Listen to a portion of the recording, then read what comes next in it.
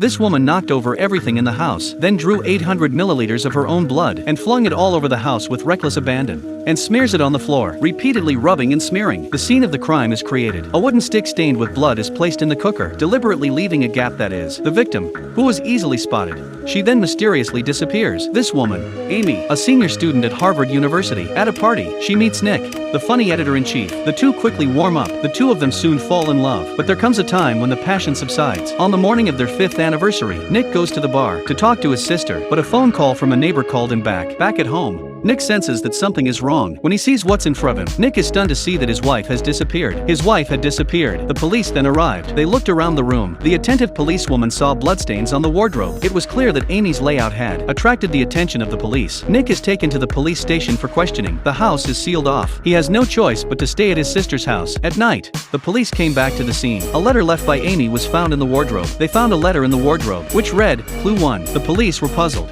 So they called in Nick. Nick said that it was a puzzle that he and Amy had played. He guessed that the destination was his office. Sure enough, Clue 2 was then found in the office. The letter suggested that the next destination was the brown room. At the same time, the police found a pair of sexy pants. Nick looked embarrassed. The police didn't press the issue any further. Instead, they asked him where his brown room was. Nick said he didn't know, but he lied. At night, he sneaked up to the cottage alone. Here he found Clue 3. The police came with him. Nick hid the letter and told the police that the house belonged to his father and that it was blue, not some brown cottage, and then drove off inside. But what the police didn't know was that Nick's father's name was Brown, which means brown. Nick opened Clue 3. It reads 5th anniversary of preparing candy where. Nick furiously put the letter away. A late night text message startled Nick. The moment he pushed open the door, a woman lunges frantically at Nick. This woman is one of his students. They hadn't seen each other for a long time, but Nick says it's the last time. After dawn, the woman left. Nick thought he hadn't seen her, but then he turns around and sees his sister. Her sister confronted him. How long he had been lying to everyone. Nick replied, 1.5 years.